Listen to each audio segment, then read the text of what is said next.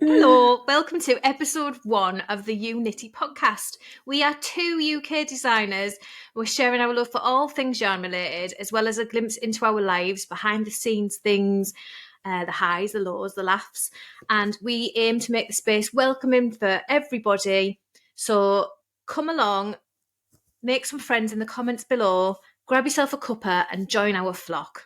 My name is Kelly, also known as Roro and Kids, and I'm a knitting designer from the northeast of England.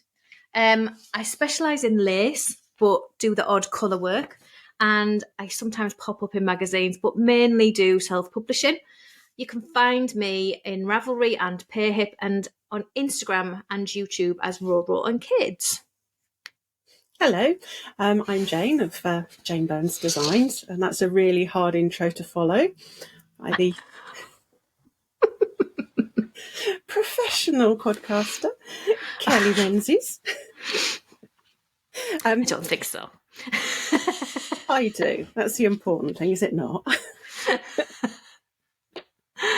So I'm Jane of Jane Burns Designs. I'm a knit and crochet designer based in the Midlands in the UK, and I specialise in kids designs. Cute, funny, quirky kids designs that I hope you enjoy making as much as I enjoy designing them.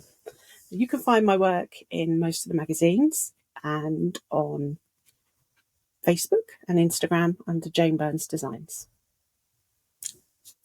So, is it warm enough for you? Oh, sort of.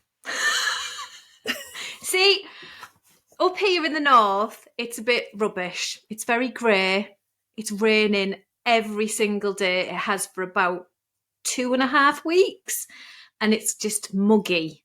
So it's like you don't know what to wear because you're going out in your t-shirt, but you're getting soaking wet, and then you go out in your hoodie and you're too hot. So it's kind of like I'm not enjoying it. I don't enjoy the heat, full stop. I am underneath this fabulous blonde, I am a closet redhead. I had no idea you were a redhead. Yeah. I think we need a photo for proof. Don't believe you. You've always been a blonde to me, Jane. That's what I like to hear. No, I am, as Tim Minchin would say, only a ginger can call another ginger ginger. I am Jane. I am a ginger. Do not do well in the heat. Oh. I become really grumpy. Oh. My skin falls off. I go from blue to white in summer and then back to blue. It's all very, very attractive. Yeah. See, I tend to go glamorous. lobster. When I was a kid, I used to go brown, and people used to think I look Spanish because I'm a brunette naturally. But then as I got older, I just go lobster and then back to white. I don't go brown anymore. It's not fun. About the most colour I get is freckles.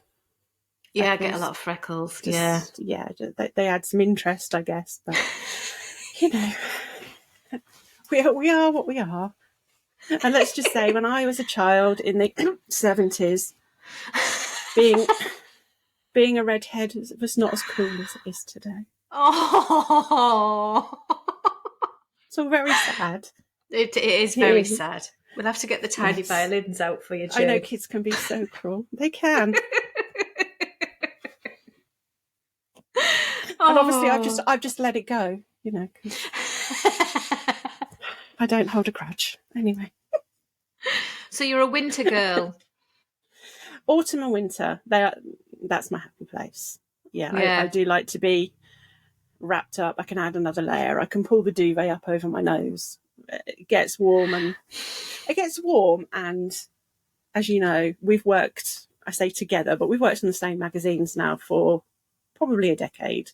Yeah. So we work to similar schedules, and that is starting Christmas about in May, February time. We get requests for Christmas submissions. Oh, and you just come out of Christmas. and you've packed the decorations away and you're looking forward to You're over longer it. days. You are so over it because you've eaten too much and the house is a mess and you're just getting back to normality and the mood boards hit you. Yeah. Oh. Yeah. And you're thinking, I don't know. So you put it off for a little while and then it starts to get warmer. Excuse me. Honestly, I'm melting that much. My face is running off. Splodgy mess. Yeah, it doesn't get any easier. No, because it just gets warmer and you've still got to think of colder. Yeah, it's really difficult. Yeah. And then it's really hard. Like to work with some of the more novelty yarns. Yes, for the festive you do. Pieces. So if there's some sparkle or some fluff, a little bit of texture, I'm all over that. So when I'm sitting there in May, and it's usually so warm in May in the UK, and it's sweltering, and I'm thinking, oh no, this fluffy yarn is sticking to my hands. Oh. What was I thinking? I just never learn. I blame the designer. I really do. Somebody really needs to have a word with them. What were you thinking? What were you thinking when this seemed like such a good idea? Oh, what have you been working with these last few months then? What yarns? My favourites, which are DK, merino acrylic mixes. Love those. Yeah. But there has been a lot of, not so much faux fur, but the truffly yarns, the kind of snowflakey, microfiber, those sorts of yarns. I've worked quite a lot of that. And I've just done my last Christmas commission. And that was with King Cole Glitz. So that was a very festive item. That's not too bad though, is it? It's sparkly, but it's not the fluffy one, is it? No, and it is soft on the hands. Yeah. It just doesn't give me that. I think if I was making, and I can't tell you what the item is yet, as you know, if I was making that project maybe in November, I'd be like, oh, this is so festive, it's so sparkly and I love it. Yesterday I'm like, nearly at the end of Christmas knitting. See, I've still got Christmas knitting to do. I've still got 2 pairs of knee-length socks to do.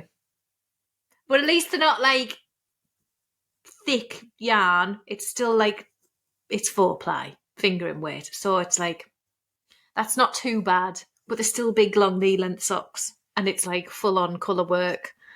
It's not fun. Are you looking forward to picking? No. Yeah, that's a shame. Yeah, that is a real pity. No, I know. That's again, like, I need to have a word with the designer. Like, what are you doing? Why are you handing in submissions like this? For knee-high socks. Because, socks, nice, portable, can carry them around. Yeah. Knee-high socks, colour work. Probably going to involve sitting with a chart as well. Doing? You hate yourself, don't you? Yeah, I do. I really do. Yeah. And I've got 2 pairs, 4 socks to knit. It's not good. I'm going to have to put you on some kind of warning, aren't I? If you're thinking of submitting these projects, maybe you should run it past me first. Yes, Kelly. You do. Kelly. Do. Yeah, Kelly, what are you thinking? Yeah, definitely. But this is the problem. Is we do these, everything's opposite. So we design these things in the winter, but we're knitting them in the summer type thing. It's like we do everything the opposite end of the seasons. Yeah. So in your head, you're like, when it's cold, you're like, ooh, colour work knee length socks, they'll be nice, won't they? And then when it comes to the summer and you've got to knit them, you're like, what am I doing? Why am I doing this? I've had to knit. I remember a super chunky scarf I had to knit in, I think it was July, and I was sat in my back garden trying to knit it. And I kind of had another deck chair next to me to put most of the scarf on the deck. Get away from me, kind of knitting it like this because it was horrible. Yeah, it's not good. things we put ourselves through. I know. It is ridiculous. So other than putting your knitting on a deck chair next to you, which is a great tip, by the way. Yeah. What else are your top tips for my working top in the tips heat? for knitting in the heat? So I would say knit something small, like your socks or your hat. Like get your hat ready for autumn, sort of thing. A lightweight hat, not a big super chunky one. Autumn hats. Socks. So you're just going round and round with something little, not knee-length socks, just little socks. Shorties, maybe. Shorties, definitely. Yes. And you could even knit like blanket squares, or if you really like garment knitting, you could knit it flat, because then you're just knitting all the pieces separately and you're not got this big bulk on you. So then just sew them up, sew the blanket up, sew the top up when it gets cooler. Because you wouldn't be wearing it till it got cooler anyway. That's true. Yeah. And some nice natural fibres in there. Yes, I think, definitely be on with the cotton and the linen and the bamboo, that sort of malarkey. Don't be getting the big, chunky floof. You don't want any floof. No. Stick to your, I mean, obviously, not us very ladylike hands don't get sweaty. No. But if that was a problem.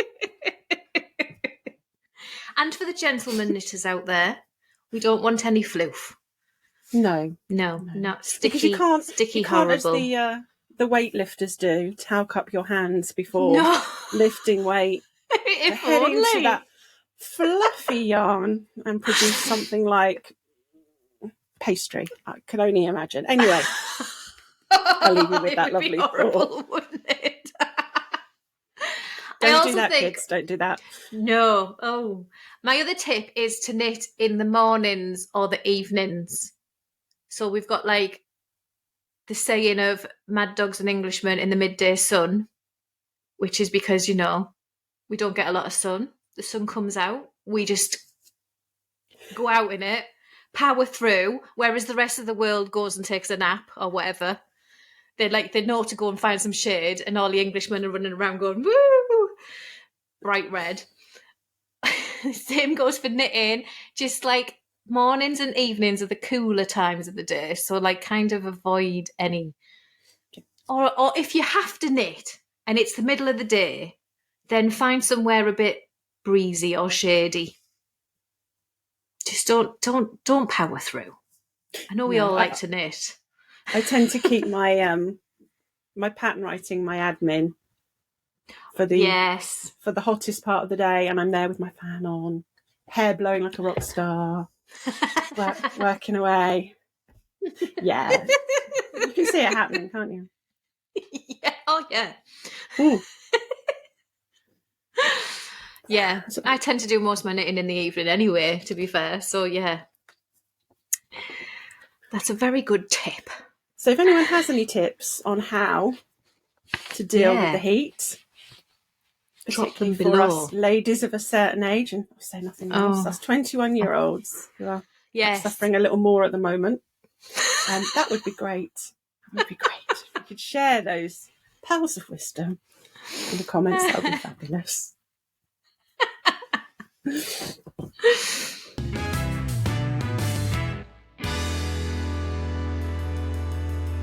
So, Tales of the Yarn Thief, Kelly, what's all that about?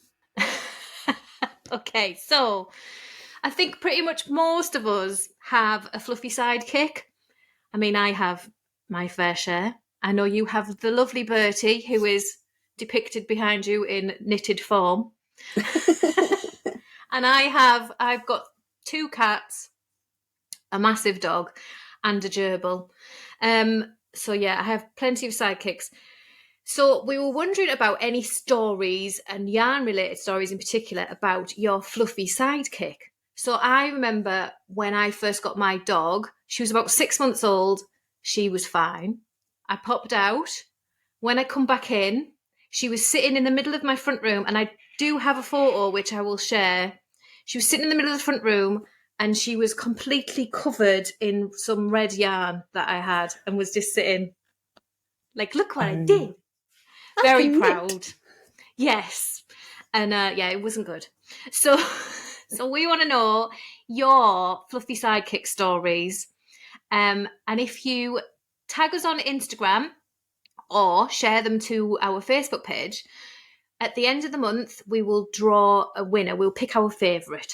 And that person will win a pattern of your choice from either me or Jane from our catalogues. So our available catalogues, because both of us are in magazines and you can't have them. But you can have the ones that are available. So put it in your stories on Instagram or tag us and put it on Facebook, and we will pick a winner at the end of the month for a free pattern. I am really looking forward to seeing those. I am as well. I am definitely. Yeah, there's nothing so cuter than our fluffy friends getting up to mischief. Bertie is absolutely obsessed with ball bands. He will get the yarn ball bands. Yeah. Yeah. And you'll find him with it over his nose, in his teeth, over his nose, with that look of, do you really want this back? Maybe I could trade this for a treat. If you ask me to drop it, I'll be a good boy and I'll drop it and you'll have to reward me. You can see him actually looking for stuff to trade in. Oh my goodness. Oh, yeah, he's so cute. That's what he likes to get up to. Or the door will go. He will take off absolutely, I'd say barking, it's more like screaming, being a small dog. And he's usually attached to my knitting in some way that I'm working on. And that will just head off attached to him. And then he looks at me like, what'd you do that for? Oh. It wasn't me. I was purely a victim in this situation. Oh. I think mine all leave my knitting alone now, apart from my cats tend to, especially if I'm knitting something that's a bit snuggly, they're like, oh, this is nice. And it's kind of like, don't need the cat hair in it, thank you very much. Yeah. But yeah, they do tend to snuggle. But when they were kittens, both of them were like, oh, what's this? And it was like, that's not for you. Oh. So yeah, take some training. You can actually train a cat. It's true. I can't train a dog. So, I mean... Yeah, mine do leave it alone now. They used to really be bad, but they do actually leave it alone now. So it is possible.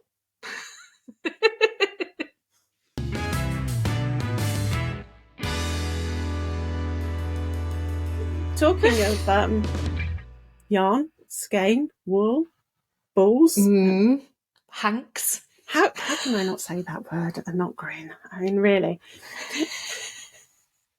Kelly and I were talking about yarns that we might like to review, and I won't say who exactly, came up with the title Squishy Balls. So this will be known as the Squishy Balls section of our podcast.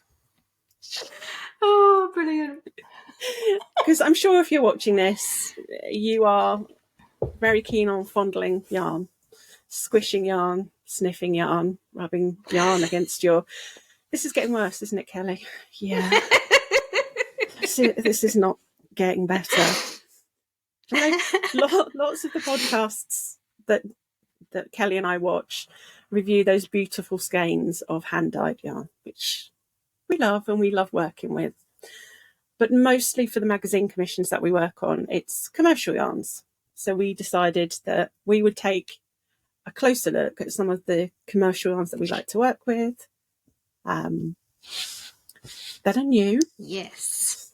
Yes. That we can have a little play with and tell you what we think of them before you head on to buy them for yourselves. Hopefully give you some inspiration. And take it from there. Was the first yarn review, Katie? Katie? We want to be friends for nearly 10 years, Jane. I know, and I call you by my daughter's name. There's got to be something. Somebody's going to have something to say about that, aren't they? So our first one was Impressions, which is by Stylecraft. Now, is this out already? Because I am rubbish at knowing these things, and Yes. you do know these things. Yes. This is out already. This is available for you to run out and purchase. Oh, this is my ball of impressions. It has been used. This is why it's a scruffy mess. What shade is that, Kelly? And this is the End of Summer shade, which is number 5407. And I love it. Yeah? I really do. Yeah. So, Stylecraft, it is 100% acrylic. And those who know me know that I'm not a great fan of acrylic. I'm not. I find it squeaky and I just don't really like acrylic. But this is lovely. I really do like this. And I would actually like a whole jumper knitted in it. Might have to have a word with Stylecraft. So you've got a completely different colour, haven't you? I do. I have got Boating Lake, which is shade 5405. She says she gets this up onto camera. And we were talking about this earlier, and here's one I made earlier. Stocking stitch swatch, which has slight variation in colour, a slight striping going on with some lovely kind of purple and autumn tones. And yours was really quite different, wasn't it, when you worked yours up? So I didn't do stocking stitch because I knew you had, but I did like a lace swatch. But mine is very different. So mine is like lots of different colours. It's got like 5, is it 5? 1, 2, 3, 4. 4-ish. It's so pretty. I really do like it. But what I was saying earlier was this is only a 30 stitch swatch and it changes colour the way that I would like it to change colour if I was wearing it as a jumper. But if you've got a lot of stitches cast on for a jumper, that's going to change maybe every couple of rows. Yeah. So that's what I don't like about it. It changes colour too quickly. I love it like that. Yeah. But it does change colour fast. So you'd need to keep that in mind. Would make a beautiful baby garment. Yeah, that's because true. It is so incredibly soft. It's gorgeous. I really like it. I did find it a little bit slippy to knit with. It is quite, it moves fast. And I use metal needles as well. It might be a bit better on wooden. I'm not sure. Do you use wooden or metal? I'm a metal girl. Yeah. Yeah. See, I did a garter swatch with it as well. It is really pretty, isn't it? And then those stitches look like they've got nice stitch definition. Yeah, it does. It's not too bad. It's a little bit kind of blurry, if you know what I mean. Yeah. Because of the colour changing. Yeah. That's the cable one that I did. Nice. The cable seems a little bit more like that's a bit better with the stitch definition than the lace. Yeah. But it's really nice. It's like buttery. It's lovely. It is. And when Do I you know what I blocked mean? it, because I did a crochet swatch and I found it really nice to crochet. It wasn't particularly splitty. It was nice in the hand. But when I wet blocked it, the drape. Yeah, it's got a lot of drape, hasn't it? It was really nice. It's really pretty. Yeah. So Impressions is an Aran weight yarn. For those thinking, what can I make with that? And it comes in 8 kind of heathery shades. You want to go and check that out on the Stylecraft website. I think what else you might like to know. It doesn't squeak. 100% acrylic. It doesn't squeak at all. No, it doesn't feel like acrylic. It's just lovely. It felt is really nice. Me, and I haven't used it for a while, it felt a little bit like the Cotton Soft. It had that kind of... Yeah, I know what you mean. Yeah, the King Cole Cotton Soft. Yeah, it's very smooth. Like I say, it was slippy. Yeah. It didn't, when I blocked the lace, it didn't bloom either. It obviously the lace opened up, but the stitch count stayed exactly the same. The stitch count and the row count stayed exactly the same after blocking. So that's good. Yes. Yeah, it certainly does help when you're knitting to a pattern. Yeah. Okay. But yeah, And is that I all think I've the got? other yarn that we had this week to review, I think it was just me reviewing this one. Yeah. This is Kelly forgot to ask for some. Kelly missed out. I did. I know. Oh. This is also from Stylecraft, and this is called Colour Twist. This is a DK weight yarn, which is my go-to for most of the garments that I design. Love me some DK. How best to describe this yarn? As I was knitting with it, it felt slightly slubby in my hand. Yeah, I couldn't see any slubs. All right. I was like, oh, this is unusual. But I think it's to do with the plies are dyed individually and then they're spun. So how different fibres react differently to different dyes. I think it's giving it that slightly... I'm not going to use the word rustic, because rustic to me always implies that it's going to be rough. Scratchy or rough, and it's not. Maybe hand spun might be a better kind of way to describe how it felt in the hand. But when I knit it up, this is the swatch. I'll wait for that to focus, hopefully. But it was really smooth and flat. How weird. Which I didn't expect. The way it felt in my hand, the fabric that it produced, quite unexpected. I really like the finished fabric. Yeah. It's smooth. It, again, is 100% acrylic, but this time you could be forgiven for thinking this was a wool blend. Not a scratchy wool blend, but it has a little more... It's not as slippy on the needles. Oh, okay. It's not as rounded and plump as the Impressions. So there's got a little more bite to it. And for that reason, I would perhaps attempt to use it in something colour work. Because I think it would... good. Yeah, using intarsia or stranded, I think you would be able to do with this, although it's 100% acrylic and sometimes it's a little hit and miss.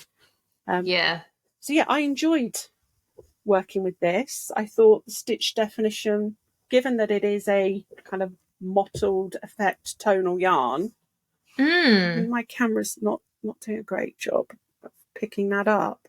But I'll pop some photos in. I've got some pictures. Yeah. And I will pop those in. We'll do that with all of them. Yes. We'll pop the pictures up. We've got some pictures for you. I believe there are 8 shades in this range. All kind of jewelly tones. So yeah, a nice blanket, a nice crochet blanket. I did a crochet swatch. Said crochet swatch. It's not showing up wonderfully there, but again, I will pop a picture. Pop the pictures in for you to see. But a nice autumnal granny square crochet blanket, I missed out. And I'm just like, or a scarf. Granny square scarf. I'm an autumn girl. I would be all over that, as they say. Again, not squeaky, not splitty. Had a nice drape, even with the crochet. I mean, it's not standing up on its own. That's good.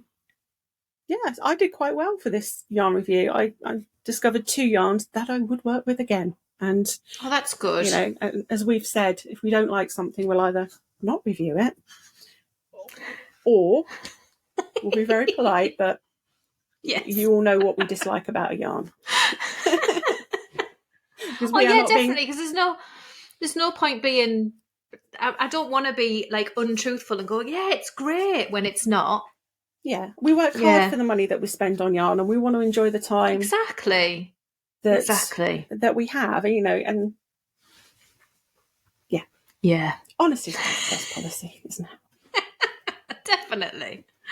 Definitely. Well, I feel like we're heading to the end of episode 1. The episode, of our new podcast, and I think I've mostly survived. Thank you, Kelly. Thank about. You. The nerves might have settled a bit. Considering we recorded half of it without actually pressing record, we've done all right. Kelly! Trade secrets. It was me. It was me, yeah. We chatted away, and then I went, oh no. And when I say Kelly is a true professional, she did not even swear. Round of applause for Kelly. Much deserved. Yes, because it's not like that off camera. It was one of my biggest worries about podcasting was just letting them slip out. Yeah, because my children are older now, so I've had lots and lots of years of being very careful with what I say, and it's been quite freeing not to have to be quite so cautious. Yes. And I may have become a bit of a potty mouth. I'm definitely a potty mouth. Definitely. Even with a young child around. I'm like... Yeah. Oh, no. Okay, so a little reminder on how to share those pictures. Remind me, Kelly. Yes. So you can go to Instagram. You can either put them in your feed or put them in your stories, but make sure you tag at EweKnitty Podcast, and then we'll see it. Otherwise, we won't. And then upload them to Facebook. I think if we do a post, we'll have a post in the Facebook, and then you can put your pictures underneath in the comments below the post. That's usually how it works with Facebook, isn't it? I'm not on Facebook very much. Bear with us. We will get there. We will find our feet. We'll figure these things out. But yes, Facebook or Instagram, and then at the end of the month we will pick a winner, and then we'll tag that winner and let them know that they've won, as you do. Well, thank you very much for joining us today, and we hope, I know, you might like and subscribe. You guys, oh yes, thumbs up, buttons. I don't know where they live. Bells and whistles. Yeah, I'll get used to this one day. That would be great. And we hope to see you soon. Bye. We do. Bye.